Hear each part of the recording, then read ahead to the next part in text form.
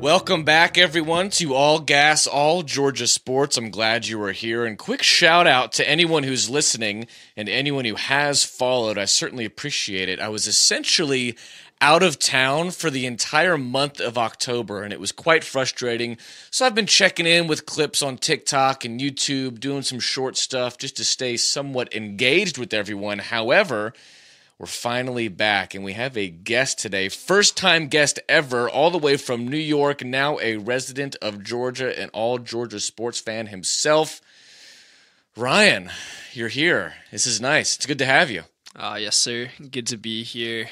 So many sports today, so much to talk about. There's a lot to talk about, and being from New York, you are a tried-and-true Buffalo Bills fan, if I'm not mistaken. Yes, experienced some pain today with our loss to the Jets, but there is just this small part of me that, having gone through the pain of being a Bills fan for the 17-year drought, like I know what Jets fans have been feeling for a few years, so for them to get that win at home, it's like, it's okay. You enjoy it today. It'll suck when you miss the playoffs, but you can feel great about it today. And you're doubly fucked because you now have adopted the fandom of the Atlanta Falcons. So I don't know what to tell you there, man. I guess, welcome. It is. Well, we're going to get to the Falcons game here in a sec. I want to start off with some good news. And I also want to kind of ask a little bit kind of what your experience is like. So, yeah, you've adopted Atlanta Falcons fandom, but we're going to get to that here in a little bit. But what I want to talk to you about is you experienced your first ever University of Georgia football game this weekend. Yes, sir. Big one over Tennessee. Dude. College football is crazy. Okay, had you ever experienced any college football before this? Syracuse. Really? Yeah. Are you like a Syracuse fan? My family is. Really? My uncle and his friends are out there tailgating 7 a.m. for the noon game at Syracuse, and it's cold, and they've been so bad for so long. So I've been to some dismal Syracuse games, but SEC football is different. Yeah. So, okay, how does SEC football compare to Buffalo Bills football? Oh, it's different worlds. Really? Okay, what do you mean? Just different, or is one better than the other? Better. I say better. I know you're a Buffalo Bills fan, but I guess as far as the tailgating experience, the atmosphere is concerned. There's nothing that I've experienced that's like a Bills tailgate. Bills Mafia looks legit. It's pretty indescribable. It's just a bunch of wholesome maniacs having a good time. Okay, getting a little crazy, covering themselves in ketchup and mustard. I was just about to ask you about that because I remember asking you. I was like, okay, so does everyone just cover themselves in mustard? And is it just one guy? Yeah, that's awesome. Yeah. I did think that was almost a rite of passage as a Bills fan. Is if you go to a Bills game, you just have to cover yourself in ketchup and mustard and condiments. No, you got to jump through the table. Oh, really? That's the rite of passage. You just like you're a pro wrestler, you just jump through like a lifetime table? A folding table. Cool. Have you done it? Twice. Cool, dude. Well, good for you, man. I see that's awesome. I've always known about Bills Mafia, and I think I've respected it more because of the drought that the Bills have experienced, because of the fact that they had so long where they just weren't good, or maybe they were just trying to get there, trying to rebuild. Actually, well, I'm going to get into quote-unquote rebuilding in a little bit because I had a take that I posted earlier today about, tanking or whatever. But we'll get to that when we get to the NFL segment. But as far as the Georgia Bulldogs atmosphere, so you would say that compared to Bills Mafia, it's just different. That's kind of all there is to it. It's just two different worlds. You can't really compare them. Yeah, the game of college football and NFL, I'm learning, is so different. And I think the atmosphere in the tailgate, the atmosphere and the tailgate experience is similarly just two different worlds. Because I think for SEC especially, there's state pride wrapped up in the game. Dude, you are so correct. So it's a different energy. Like the Bills, it's you don't have that state pride wrapped up. You love the team as much, but at the end of the day, you have the awareness of like, oh, these are grown men getting paid millions of dollars to play a game. Yeah. So it's like, I'm gonna go crazy, but if we lose, like, ooh, that sucks. But I feel like the feeling I was getting in Athens was like, I hate Tennessee today. Yeah, dude. And I will do battle against that entire state of humanity in order to win this game. So yeah, and it really kind of made me jealous of all the alumni of the schools who have their entire life to go back and experience it again. Yeah, that's real. And what's weird too about, and I don't know if it's like this up north or in different parts of the world, but like, you do not have to be an alumni to be a fan of an SEC school. Like I'm not a Georgia alumni, but I'm a diehard Georgia football fan. Always have been. It's just kind of what you do. And yeah, culturally in the South, it's real. It's a real thing. And it's funny, and I get shit for this sometimes, because like a lot of people around here are like, no, college all day, college all the way, college over the NFL. I'm not like that. I actually would say that my Falcons fandom is just as much, if not more, than my Georgia Bulldogs fandom. And that's not to say that my Georgia Bulldogs fandom is any less than. It's just I'm that much of a Falcons fan. I made that mistake, early on in middle school to just be that way. But you got to think, like, my Falcons fandom started, I was in second grade when we went to the Super Bowl in '98. So as soon as I I don't know, before second grade, I was just a blob. I was a thing just moving around. But then I became sentient and I saw this Super Bowl and I was like, oh my God, this is incredible. The hype was real. And then immediately after, we lost that, of course. But immediately after that Super Bowl, it was like Michael Vick. So I got this grow up seeing Michael Vick. It was him on the cover of Madden in '04. I got to see just those years. And then, of course, the demise of that whole chapter of my life, which was crazy. I mean, if you can think, like, imagine just out of nowhere, it's like, oh, Josh Allen is like a bookie that like beats people up who doesn't give him, he's killing dogs and stuff. I'm trying to think of something different, but whatever. Imagine out of nowhere, Josh Allen does something crazy like that, and it's like he's going to prison for 2 years. It would break me. Dude, it was insane. And then our coach, Bobby Petrino, who can suck a dick if he's listening to this. Yes, suck it, Bobby. I shouldn't say things like that, but I mean it. I mean it in my, in the way that I can mean it right now. But he left halfway through the next season. So, like, he was our coach, going to come in and take over for, I can't remember, I don't know if he was taking over for Dan Reeves at that point, but either way, after the whole Michael Vick thing, he just quit in the middle of the season to go take a college coaching job. And they were like, the players were like, what do you mean you quit? Like, I don't know if he left a note or what, but he was just gone. And then luckily for us, Matt Ryan came in right after that. So that's a long-winded way for me to say, for my entire life, the Falcons have been good enough to be really excited about. Because when Matt Ryan came, we had a number of different playoff appearances. We had 2016, of course, or 2015-16, or no, 16-17, a Super Bowl year. But, regardless, there's been a lot to be excited about. However, bringing it all the way back around to what you were saying, the state pride thing and the SEC football experience it's just interesting hearing you say that from, like, my perspective, hearing someone who's new to it, because it is legit. And I will say there's nothing like game day in Athens. Oh, it's crazy. Yeah, as much as I love the Falcons, they don't touch that. Yeah, I like Georgia. I like the Falcons. I can't say that I love them because I've 8 weeks into a season, so it would be fake for me to be like, oh, I love this team. I've been here my whole life. But definitely in Athens yesterday, I was so invested in the game, just feeding off the energy of everyone else who was there. Dude, that's so sick. And I will say, as far as fans go, you have a lot of them beat because you were at the Georgia game and then you were at the Falcons game. So a lot of people can't say that. I know that I can't. I was at one of those, but I did not make it to Athens. I was at the Falcons game. So getting into the Georgia game, this was awesome. And we're going to start here because chronologically this is how it happened. Also, I want to start on a good note. The Bulldogs absolutely bullied Tennessee, in my opinion. And, I got to say, as much as I am happy to toot my own horn because I called this. I said that they were going to dominate early. I've said for 2 weeks now that Tennessee were kings in their own mind already.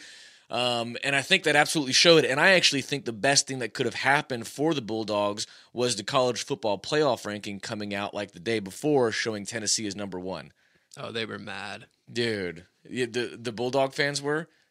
The players. Oh, the play. Okay, yes. Yeah. I don't know how what were the fans saying about it in Athens? It gave the fans the right to be extra aggressive towards the Tennessee fans. Okay. Okay. Was there what do you mean? I stepped out of the car and onto the street, and the first thing that happened was just across the street, a man in a Bulldogs jersey yelled, "Hey, fuck Tennessee, motherfucker!" And then the Tennessee dude just silently did a 180 and raised 2 booming middle fingers. Nice. The double guns. I was like, all right.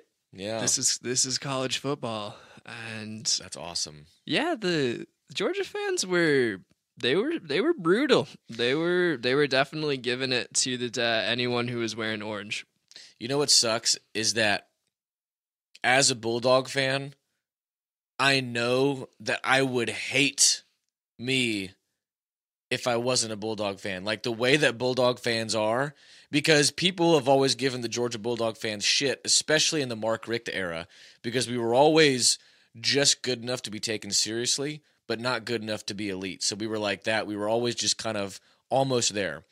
And every single year it was quote unquote our year. So people had to listen to that from Bulldog fans every year for like 30 years going like, this is it, you guys. Because like we had enough to where that wasn't like those hopes and dreams weren't empty. We had the talent. We had a good enough year every year. Excuse me. So anyways, people would, be like, okay, Georgia fans, we get it. And we talk a lot of shit and all that. But that doesn't surprise me in the slightest. Dallas Cowboys have entered the chat. Yes, that is actually a very good comparison. I would say Georgia Bulldog fans for a long time now, we now have a leg up because we just won the national championship, and changes everything. And I think honestly, even since Kirby Smart came around, like it's just been a completely different feel and vibe with that entire team. Never watched him before Kirby, so I can't say for sure. But I love Mark Richt. He was a great guy, and he was a great coach. I mean, a lot of good players came out of his regime, but it was like he was good enough that we expected a national championship, but not good enough to beat Nick Saban. And few people are. So it was kind of a rough position for him to be in. But, yeah, once Kirby came, it was just a whole other ballgame. But so, yeah, the fans were crazy. And I'll say this, too, watching it on TV, at least from the TV's perspective, that looked like the most electric atmosphere I've ever seen at Sanford Stadium. Agreed. Loud. I mean, I've seen videos of like the student section throwing it down, dude. And then the rain. Rain brings the animal out of people. Yes. It gets a little bit more primal when everyone's just drenched in rain and screaming. Plus, rain, huge advantage when it did come because Georgia was already commanding that game. And not that Tennessee looked like they were going to explode, even if the weather stayed nice, but trying to come back from that deficit when it's raining is... Well, especially when you're the team that's known for throwing the ball around, passing really aggressively, being really explosive. Doing that in the rain is a lot different, especially because when the defense kind of knows it's coming, because you have to when you're playing from behind like that. So, yeah, I agree. By the time the rain came around, and the fans just leaned into it, which is awesome. Like I know in my mind that I was like, God, that would suck being soaking wet, having to walk back to the car, being wet in the car on the drive home. But I'm like, I would not have cared at all in that moment. I would have been like, let's go jumping in puddles, whatever. Yeah, biggest game in the history of that stadium. That's what I kept hearing. That's what I kept hearing too. And I'm like, I guess so. Like for some reason when I heard that, I had an initial kind of feeling of I don't agree. But then I can't think of a bigger one in that stadium. But there's been a lot of times in that stadium where like we've played a really highly ranked team. I mean, this was 1-3, so that was huge. I can't think of another time where it's been like that. But regardless, I guess I have nothing to combat that with of like, yeah, I guess it was. And really, early on in that game, it was dominant. It was like the score to me doesn't do it justice because Georgia had much longer drives. Defensively, they seemed to really have their way with Tennessee. Tennessee could never get in a rhythm.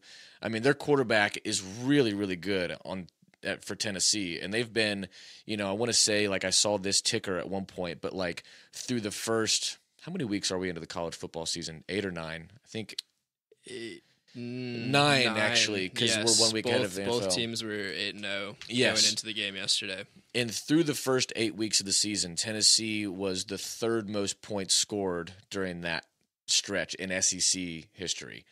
Up there with like the best Gator teams, the best Alabama teams. So that offense is legit, and Tennessee's got a lot to be excited about. But they could never get in a rhythm. They definitely have less to be excited about now. Yeah, dude, they certainly do, especially with Alabama losing. Yep. There goes your playoff hopes. And it's crazy too because I just blew into the mic so hard. Nice. It's gonna sound so atrocious. Nice. I am personally sorry. Hey, I appreciate the humility with that apology. So yeah, I guess I don't know what sort of scenarios are going to have to unfold to give them a chance because they do only have one loss and it was against the number 1 team. So I know that's going to help them ultimately. But college football is weird right now, and I've said this for a few weeks too. Like with NIL agreements being a thing right now, you can clearly see, I think, that talent is much more evenly spread. And I think over these next few years, I wouldn't be surprised at all if you had teams hopping in and out of the top 4 a lot more frequently because Texas, I think, is going to be really good. I think Miami is going to get really good because they got a lot of money down in Miami and a lot of people want to go play in Miami. Teams like Tennessee, I think they signed the biggest NIL agreement ever since, ever. It's been like 2 years, but, at least in that time frame. I don't know what they've promised to somebody, but it was an ungodly amount of money, millions of dollars for someone to go play there. So I think that this increase in competition is here to stay, but I don't know for this year, what Tennessee's playoff hopes are looking like. I mean, if their only loss is to a number 1 Georgia team, they might not be out of it, but I don't know what else would have to happen. No clue.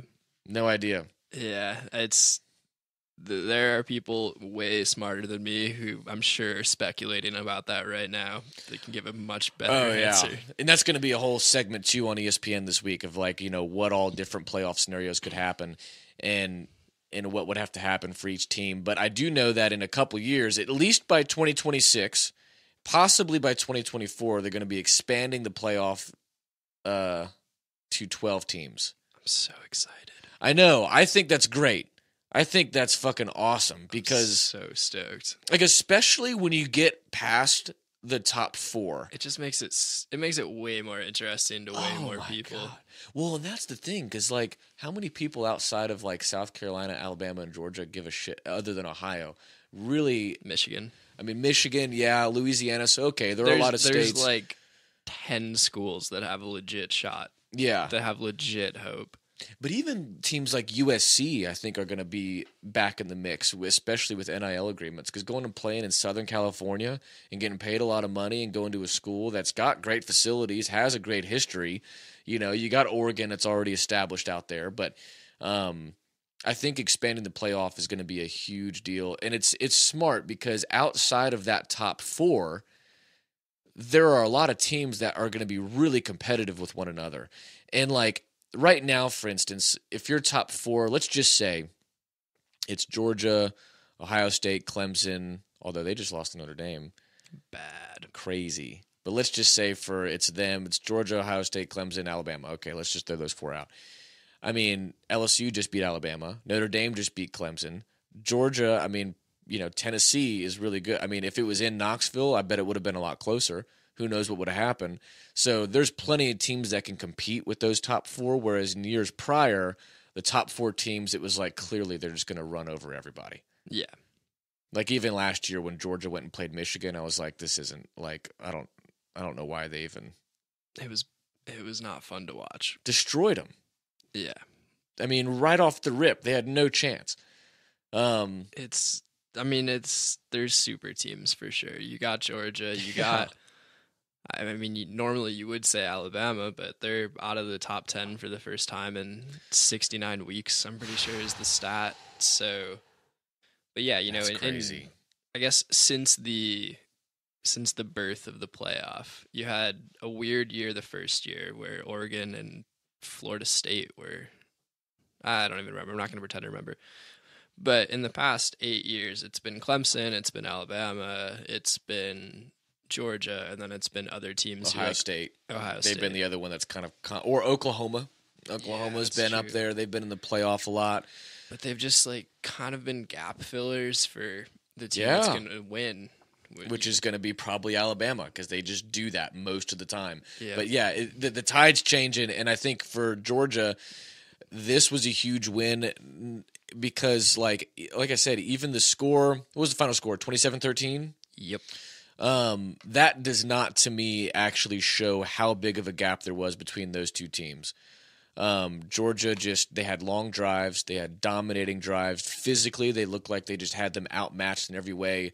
The offense could not, and Georgia was even missing some key players. I mean, Nolan Smith is out for the rest of the year with a torn pec, and he's the leader of that defense. But, they just have when you recruit that well, when you have top 5 recruiting classes every single year, and this is the thing that I think people are kind of getting onto now, and this is why the NIL agreements are such a huge deal, is because UGA has had a top 5 recruiting class for 5 years in a row. So we just set the record last year for the most amount of players from one college team to go pro in a single draft. And I don't know if it was 13 or 14 players. We beat the previous record, probably an Alabama team or something. But we lost, I want to say, almost every starter on the defense. 5 first-round picks. 5 first-round picks. I mean, what? It's crazy. Half the team, half the starters gone in the first round is insane. And you think, how could a team ever recover from losing those type of impact players? And it's oh, wait a minute, we had the best recruiting class the year before, so we have so many guys sitting in the wings. Malachi Starks is a true freshman. He's one of the best cornerbacks in the league right now, and everyone found out game 1 against Oregon when he had a sick interception on a deep throw, and one of the most athletic interceptions I've seen in a while. And it's this guy's a true freshman. He just came in because they just keep recruiting well, and that's why NIL is a huge, huge, huge deal, because now you've got teams like Georgia and Alabama and all these teams that are constantly 1 and 2 in these recruiting classes that are now going to be fighting for maybe the 6th spot, the 7th spot, maybe jump up to 1, but people are going to be flipping because now, what's it going to be like? Are you going to be negotiating with players for different money agreements? You know what I mean? It's crazy. Do something absolutely crazy and pay the players who are bringing in billions of dollars. I know, right? What? That's so weird that seems like a good idea.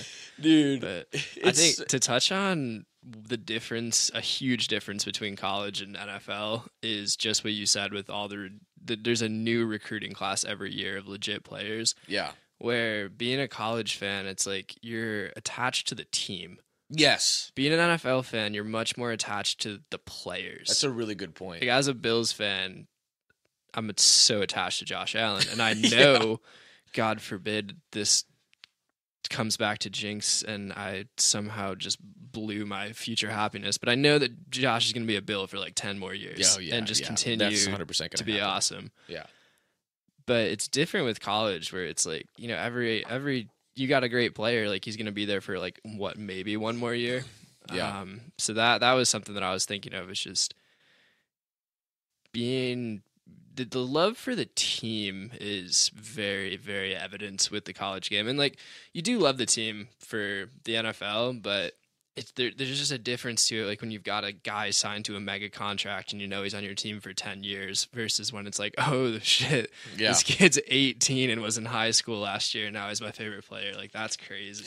Well, and I think that if you are going to attach yourself to any person in college, it's probably going to be the coach, because people in Alabama love Nick Saban. People in Georgia love Kirby Smart. But you're right. Like, players shuffle in and out so much that I think, there's really not much of a chance to get attached to somebody. I mean, and you do while they're there. You love them while they're there. But I think college football is about to get a lot more exciting for a lot more people. And I think paying them's great. I mean, look, I understand, like, I think some people's concerns of giving a kid that much money. But I'm like, who cares, man? A lot of people in other situations, when you're 18 years old, if you have a talent that can make you money at 18 years old, you make that money. Like, you see people on YouTube stars who they're 16 and are making millions of dollars, and it's like, okay, they put out a product that people consume. So, like, as far as just the principle behind it, like, yeah, that's just going to be a life lesson they're going to have to figure out, like the rest of us. They were blessed with talent, and that comes with responsibilities and things you have to figure out. They'll make mistakes. I mean, the only thing that I'm curious to see is a lot of these kids who get promised all this money, what if they go there and suck? I'm sure there's going to be an element of like, okay, well, your pay is based on your performance. I mean, I don't know all the details of that, but once again, just another thing they're going to have to figure out. But I think it's great. I have absolutely no idea how to do the logistics and technicalities of how to pay them, but with the NIL now, it's like you've got your quarterback superstars who have these multi-million-dollar NIL deals, and then you've got some walk-on guard who's eating ramen for dinner because he's a broke college kid. There's just a massive divide between players on the same team. And I think that's good, at least in the sense that, like, it's the best thing that I can think of, because it's not the school paying them. Because there is the argument of like, okay, if the school pays them, are they going to have to pay every single student athlete? And it's like, I have no idea who Georgia's representative for the shot put is at a track and field event. I have no idea. And are they bringing any money to the school? Nothing against them. It's just like, that's just the reality of like what brings in money. And so the way that a lot of these work is, instead of like, they have these things called collectives where basically a lot of alumni and business owners in the area get together. They have this pool of money, and essentially they go, okay, we're going to give you this money. Maybe you're going to do a commercial, or maybe we can use you for some advertising. But through these collectives, they can kind of allocate money to somebody, and it's not coming from the school directly, because that still can't happen. But it's basically set up in a way where if you're good, you're going to get paid. If you're okay, you might get something. And if you suck, you might not get anything. And I don't know, maybe it's, who knows what that's going to lead to. But yeah, it's kind of the Wild West out there right now. It's changing. I mean, NIL just happened. Playoff is expanding. It's a lively atmosphere. Yeah. So go Dogs. I'm glad that you got to experience that. Me because that atmosphere really is legit. It's one of the best in the country, and it doesn't really get talked about like that a lot, in my opinion. I mean, I know that Knoxville's atmosphere gets talked about a lot, as it should. Baton Rouge, LSU is insane. There's a lot of really great atmospheres out there, but you've got to throw Georgia amongst the top, and it has been for a while. It's not just in the past 5 years, although, I don't think you can argue that it's gotten better, but no, I'm glad you got to experience that, man. That's sick. I hope to be back soon. Hell yeah. So as far as before we wrap up college football, we have some other things to talk about. And it's funny, man, like it depends on what's going on in my world, because sometimes I watch like every game. Sometimes I don't. This week I did not, but I know some of what happened. So let's just get into some of the really notable games real quick. I just want to take a look here at the college football scoreboard. But Alabama loses again. Great. And how did that happen? You said it wasn't like a last-second field goal. No, so we went to overtime, and Alabama got the ball first, scored a touchdown, kicked the extra point to go up 7. Yeah. LSU got the ball. I made a bold prediction that LSU is going to throw an interception on the first play in overtime. First play, 25-yard touchdown run. What? One play, 25 yards. And then I'm blanking on Brian Kelly. That's LSU. Yeah, coach, that's right? the LSU coach now. He used to coach for Notre Dame. Yeah, with the fake Southern accent. Does he really? Yeah, he did a fake Southern accent his little welcome day. No. Anyways, Brian Kelly. Was it like cringy, or was he trying to be funny, or Oh, it was so cringy. was it like Let's Ride cringy? No, there's nobody who's as cringy as Russ. Okay, yeah, fair enough. He made a great, wonderful decision that nobody would question at all if it hadn't worked, to go for 2 to try to win the game. Dude, if that hadn't worked, they would have run his ass out of town. Oh, Because my gosh.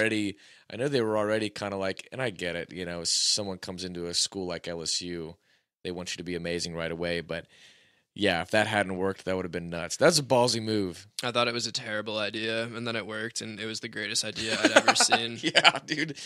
That's unbelievable, man. Wow. So Alabama's 2 losses are overtime thrillers. Yeah, so a crazy part of that 2-point conversion is Alabama had 12 men on the field on defense lined up for the 2-point conversion and called a timeout.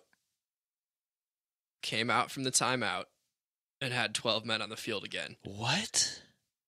One of the D-backs sprints off the field and the quarterback isn't looking and doesn't snap the ball. So LSU had 2 chances at a free play, missed both of them. What? Snapped the ball, and at that point I was like, oh, this is the most Alabama thing ever.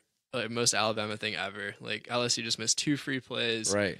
LSU's not going to get this. And then just some pass to the right side. Wow.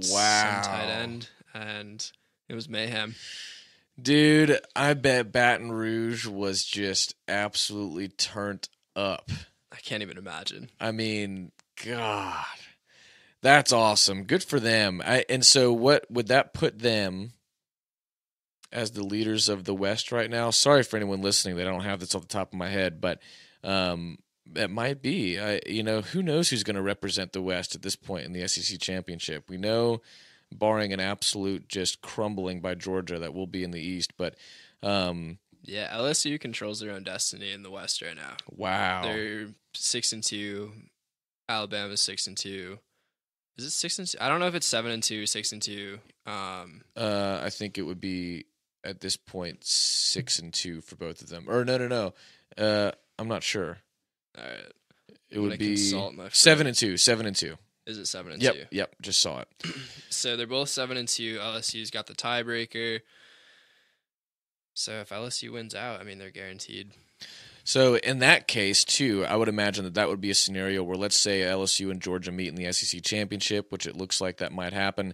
If Georgia's only lost, let's say they lose that game, knock on wood, but I don't know if that would kick them out because of the fact that LSU beat Bama, unless Bama loses the rest of the games, and then it makes Tennessee and LSU look really bad, But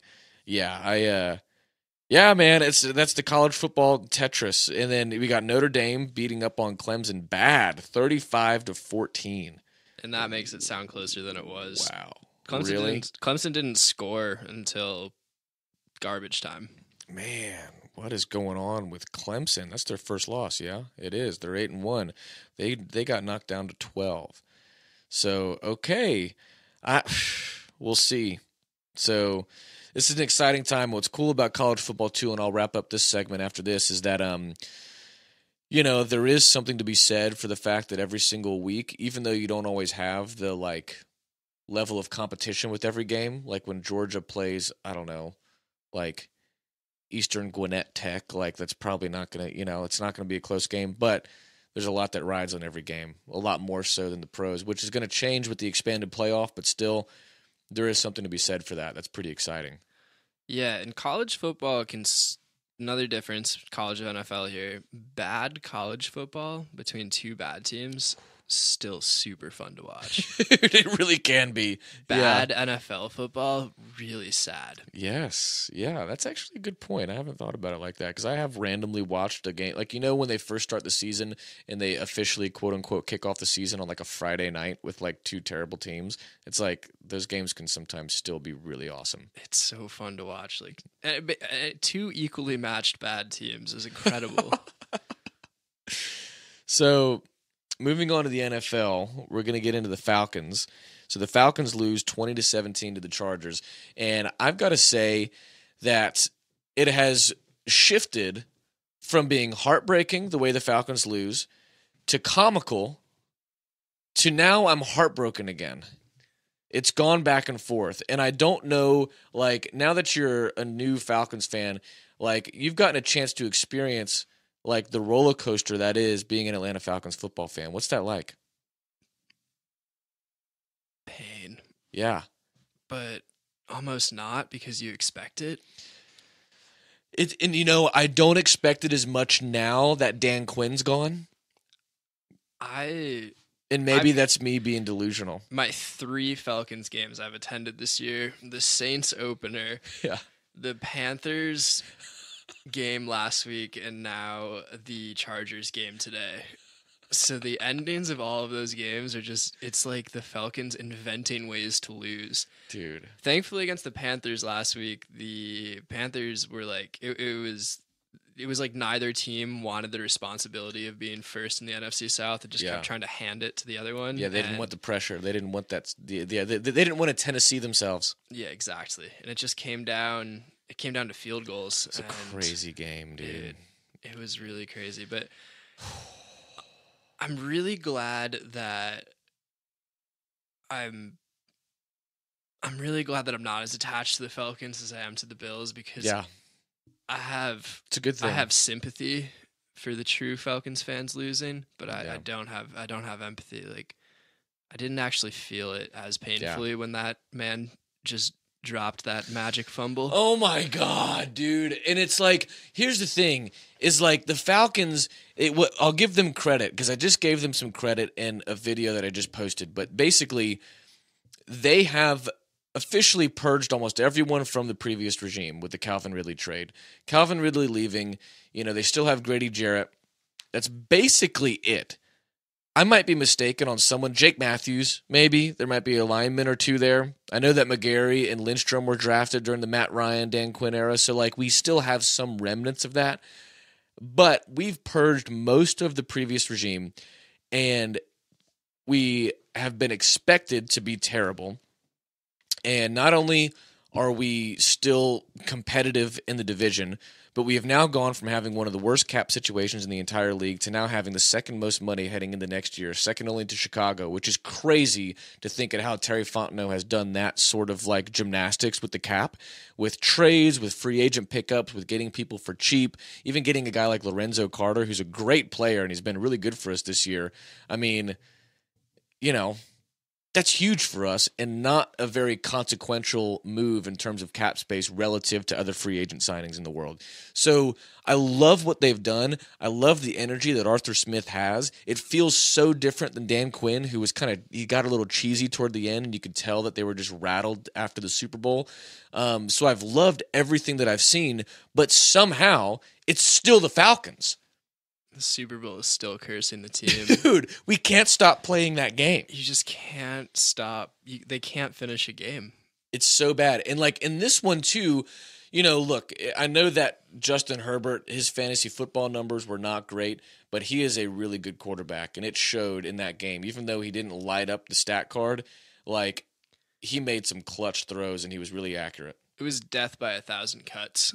Yes, it really was, because third down efficiency they were really good at. And in the way that game opened, so to do a quick game recap, the first quarter was all Falcons, got up to a 10-0 start, and I was like, okay, we're dominating. At one point, the total yards was 145 to 16. Yeah, dude. And our first drive was incredible. Our second drive was really good. It ended with a field goal. But, like, we were just dominant. We were getting them off the field quick. It was 3 and out, long drive. It was everything you could possibly want. I was like, this is about to be a 50-0 game. And then the script precisely flipped in the second quarter to do the exact same thing but for the Chargers.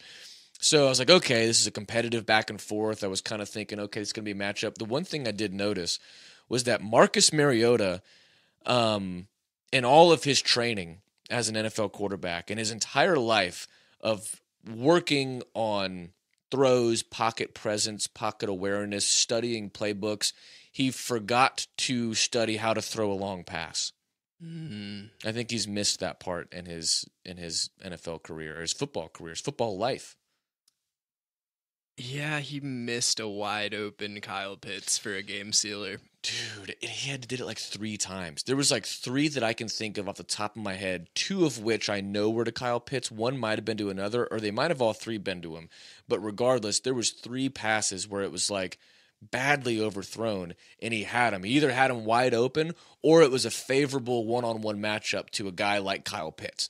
And so, like, there was one that he threw in the end zone that was close, and people were like, "Oh, pass interference." It was a close, like that one. I don't give him as much of a hard time for. That was maybe in the third or fourth quarter, but there were clearly some missed throws there, and I'm already wondering too. And maybe it's going to start here, but like, when are you going to start hearing the Desmond Ridder chatter? Because like but look, Marcus Mariota, I don't have a problem with him. I just feel like he's a 500 quarterback. Yeah, I mean, if the Bucks were a 2 or 3 loss team right now, Ritter's already in. Yeah. Yes, I think you're right. I think you're exactly right. If it was kind of like, okay, let's just throw this out there, but and Mariota's he's weird because he's made some incredibly athletic plays. Oh, he's a great athlete. He's just not a good. He's like exactly what you said. He's a 500 quarterback. And yeah. The thing with the deep ball is you can study that as much as you want. I think that comes down to just natural ability. Yeah, because when you're ripping the balls, 60 yards, it's like, I don't know, it's not everybody can do that. And like, I mean, he was a Heisman winner, so you go, man, like you gotta have it in you. But like, he's done it a bunch, and he's had a bunch of like overthrown balls this year that I've noticed, and it's like, but then he'll kind of follow it up with like a well-timed scramble for a first down, and he'll make some really athletic plays where he's like dodging people in the pocket and then kind of like finds a way to like shuffle the ball forward to somebody who's running in the flats, and it's like, man, okay, you are good. He's made some really good intermediate throws. He does, what I will say, as far as a step up from Matt Ryan, which feels weird to say because I'm still a big Matt Ryan fan, but like he doesn't have the like baby deer legs in the pocket like Matt Ryan had. Like a hard sneeze would sack Matt Ryan. It was bad. He just like straight up just crumbled every time he fall back in the pocket. So like Mariota's better there. Maybe it's just age, but yeah, I don't. It was weird. Some of those throws today would have really been game changing, and he just missed them. And then to cap off the recap, and then we can revisit whatever you'd like. But the fumble at the end, that was something that I think is just cursed on this city. And the craziest part was leaving the stadium. No one was surprised. I know, dude. No one. No one is surprised. No one even was talking about the game. Yeah. Yeah, they like that fumble, all I heard was like, oh, of course. Yeah, it was like, yeah, that's how it happens. He just dropped the ball. He didn't even drop it. It just decided it didn't want to be in his arms anymore. There was no one within a yard of him. And yeah. I mean, just fell out of his When hands. you're a 300-pound D tackle, you probably aren't running the ball too much in practice. Yeah. And credit to Arthur Smith for this, because in the post-game press conference, they asked him about it. And this is why I really like him, and I think he's a really good guy and a great coach, because you can tell the culture has changed in this locker room. You can tell that like this team is playing with a different kind of grit than they used to, and I really believe that. They feel like a lot more physical football team under him and a lot more disciplined because they don't get penalized that much. But when they asked him about that fumble, he was like, what is it, Taquan... crap, what's his name? Sorry, guys. It's not Graham. It starts with a Q. I think it's Quinn or something like that. Anyways, I'm thinking Dan Quinn. Whatever. He said, I love TQ. Love him. He's my guy. And look, he just doesn't run the ball. It happens. It's a freak thing. Like, he totally stuck by his guy. He didn't even for a second get into it. He's like, he's great. I love him. And he brushed right past it. But that was quintessential Falcons. You get a timely fumble that was like switching the entire course of the game. When you thought they were driving, you're like, oh my God, how amazing. And then they just dropped it, which is almost as crazy. No. That one was more crazy. But we forgot to mention the other fumble where, I don't know, Khalil Mack just said mine. I was just about to say, I think that D lineman might have dropped the ball because he was looking over his shoulder afraid that Khalil Mack was going to run from the sideline. Khalil Mack wasn't even on the field, but he was just afraid he was going to come off the sideline and take the ball from him. Yeah, dude, that was crazy. And I've always, it's weird. Like, I've always wondered certain things. Like, when you watch football, like, I don't know, you just have these thoughts of, like, when somebody's holding the ball. I've oftentimes gone, like, what if someone just took it? Like, I had the same thought of, like, what if someone didn't just, like, block a punt, but they just caught it and then just ran? Like, like crazy things like that. And that literally happened. What Khalil Mack did, I would have put him in timeout for bullying. Yeah, dude. It was like, I couldn't believe it. Everyone was like, what? He just took it. It wasn't... Yeah. He didn't punch it out, and then it popped in the air, and it got batted around, and he came down with it. Jesus. It was just was that who took it? Drake London. Was it London? Yeah. He just decided, Khalil Mack decided he just wanted what Drake London had. Yeah. And he didn't even rip it out of his arms. He took it. He just took it. That's going to be one of those things where I wouldn't be surprised if they made Drake London like super glue balls to his hands for the next like week. Walk around the building with like balls taped to his hands. You've heard stories like that where they do that, and it's like, that's one of those, like, he's a rookie. I doubt he will ever make the mistake of not having impeccable ball security ever again after something that crazy. Yeah, and Khalil Mack is, if not the top, one of the top defenders in the entire league. Yeah. So has been for a long time. Yeah. So smart. I mean, University of Buffalo player. Shout out Buffalo. That's right. He is a Buffalo guy. Okay, good pull. So yeah, crazy game, and I don't know. It's just one of those years where I'm just kind of along for the ride, because going into this year, now I did predict the Falcons would go 10-7 at the beginning of the year, so there's still statistically a chance that'll happen. Mm-hmm. I just get hyped up at the beginning of the year. After preseason, I'm like, we're going to win the Super Bowl every single year. But, as you should. Yeah, thank you. I do think that that's the appropriate response for any true fan. There's a level of denial and delusion that's like healthy for fandom, that like if you don't have it, it's like that new Fansville commercial. Yeah. Why aren't you upset? Great commercial. I am still replaying the game versus State in my head every night. Yeah. No, I did that for 17 years with the Bills. Like, we would have no quarterback. We would be like 6-10, the laughing stock of the league. And I'd be like, it's like, we are a participant in this league, so it's possible that we could go to the playoffs and win a game. And Tyrod Taylor can be that guy. Yeah, Tyrod Taylor can carry us to the Super Bowl. I know that it's bad whenever at the beginning of the year I start like getting really hyped at how incredible of a story we're going to be. You know what I'm saying? Like, yeah. I'm like, oh my God, it's going to be amazing, because the league is going to be just in shock when like Marcus Mariota hoists the Lombardi trophy at the end of the year. The more that I'm like, think that they're going to make a movie script out of the year, that should probably be a red flag, but it never is. I still go with it. Yeah.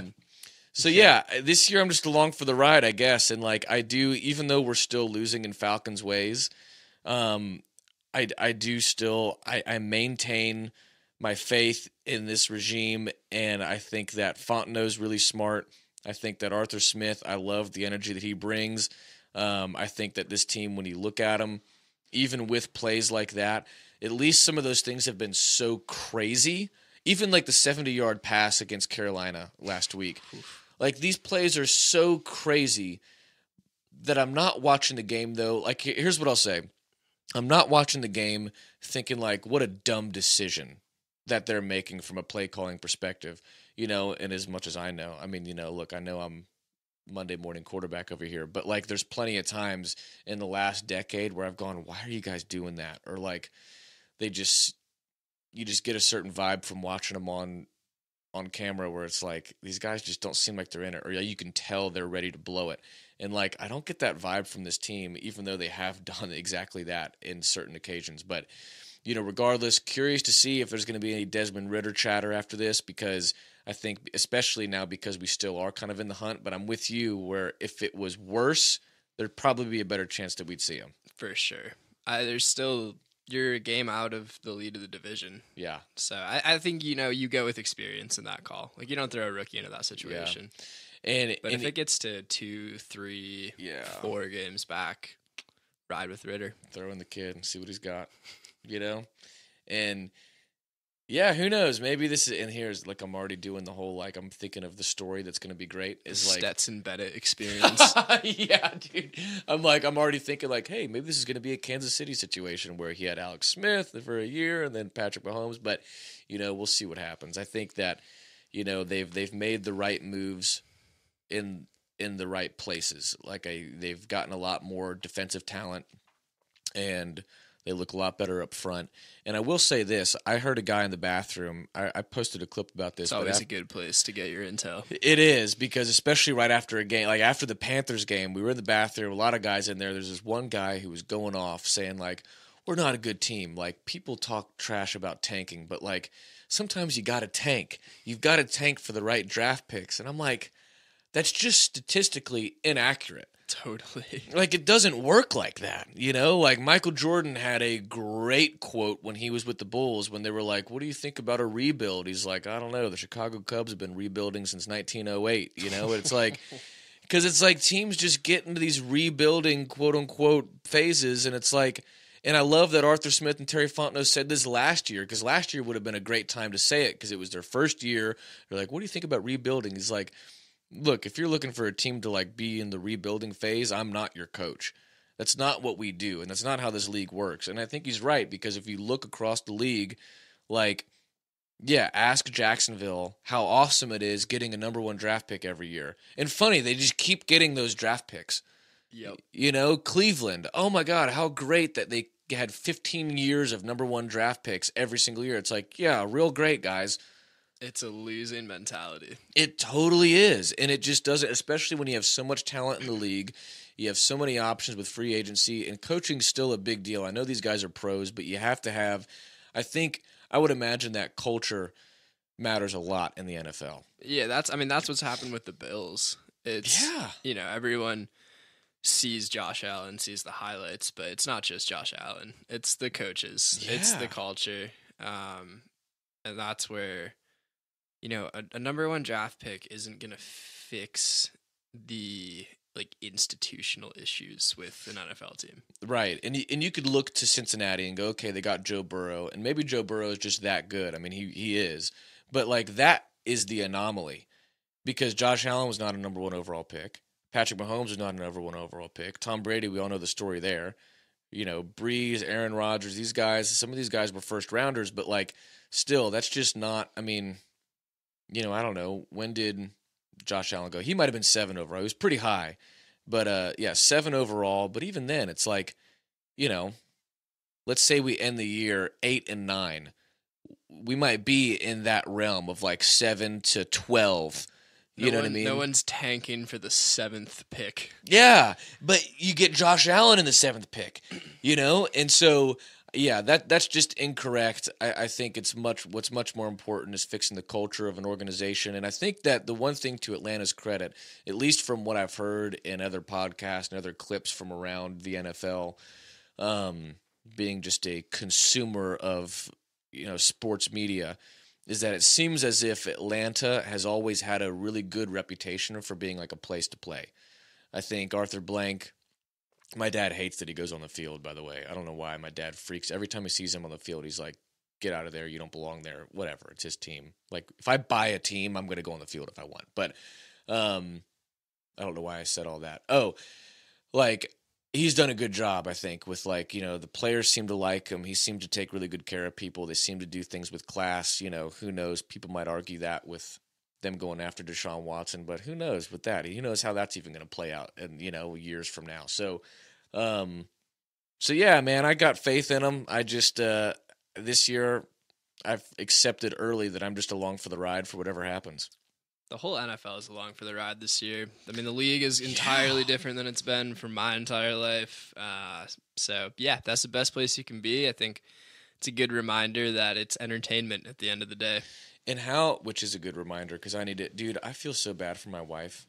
She goes to these games with me every single home game, and we have a great time. But, if they lose, I'm just, I don't think I'm a fun person to be around. What I'm trying to do now is I'm trying to shorten the time that I'm probably not fun to talk to. Yeah. That's all you can do. At times it's been too long. I'll say it. It's been too long for the rest of the day. It's just like, I'm just probably in a bad mood. Now it's like, by the car ride home, I was in a good place. We went and got some food. We were happy. Yeah. But sometimes I just remember that everyone out on that field is doing way better in life than I am. Dude. And those 53 players that just lost the game are just millionaires and living this incredible life. And I'm like, yeah, I'm not going to let that ruin my week that they didn't win. Yeah, yeah. That's good, man. I like that. I aspire to that mentality. I'm getting there one day at a time. But yeah, the NFL's crazy this year. I guess anything else notable in the NFL this week that you want to talk about before we wrap things up? Brady and again. Dude. 44 seconds, no timeouts, full field drive, touchdown. Hey, man. Signed those papers and he's back. He signed them and he's back. Yeah. There's like, I hate that there's a part of me that's a little happy for him. I know. Because I understand that. He just was a demon my entire life. As a Bills fan on the Patriots. You got to experience that much more. I mean, even though we had 28-3, that was you had it for years. He's Emperor Palpatine of the league. He is. But it was just like watching him lose 3 in a row while going through a divorce. I hated. I felt bad for him, but I did feel bad for him a little bit, and I hated that I liked to watch him win today, but. I guess it's just been a constant my entire life that like Tom Brady is good at football and does crazy things to win games, and he did it again today. Yeah, man, that was a crazy drive, and I can't imagine that Tampa is just going to end the year like 8-9. No, you know what I mean? It just doesn't feel right. But that's what everyone was feeling about the Packers, who just lost to the Lions. Dude. Bad. Packers, what are they now? 3 and something? 3 and are they 3-6? It is nuts to see now that like we are now officially in the generation change of NFL players. Big time. Breeze is retired. Matt Ryan, I don't know if he was ever really considered like that. He was here in Atlanta, but like he had a time where he was taken seriously. He's on his way out. Brady, I mean, he'll be here for another 5. Yeah, so I guess get used to that. But Rodgers, he'll have another marriage and divorce by the time he retires. Yeah, dude.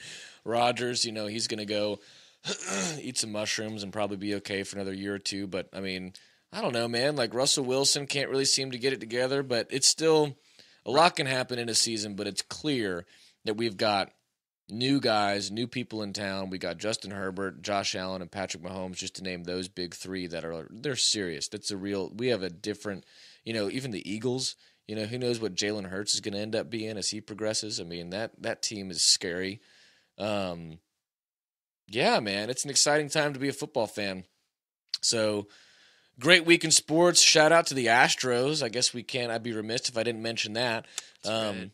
Baseball gods have either granted permission or do not exist. Maybe Dusty Baker just gave him enough good karma to get them over the hump. Because, like, I will say, though, I think as far as teams, like, as far as World Series go, I was like, man, who would I rather see lose? Like, because Philly fans are just, I will say this. I'm wholesome individuals capable of experiencing the full range of human emotion and love. Yeah, that's a good way to describe Philly fans. So it's like, do you want to give them the trophy or do you want to give it to the Astros? It's almost like, which do you hate more? Because it's like with Philadelphia, you want to see the fans lose. With the Astros, you want to see the team lose. You know what I mean? That's a great point. So I guess, like, at least since the team has changed a decent amount since the cheating days, although they still have, like, some guys there. But Dusty Baker especially, I think that's a lot of people. I like Dusty Baker, so good for him. Yeah, and that's a good point about Houston fans. The fans had obviously nothing to do with the whole cheating scandal. So the true fans, I mean, that it's got to feel good to get one that is quote unquote legit. Hopefully, there was an Onion article posted immediately afterwards about the Astros crediting a future scandal for winning the World Series this year. Dude, what if it came out in the off season that they had a different series of like buzzers and like sign language and shit. Dude, this like Jose Altuve is not even a person.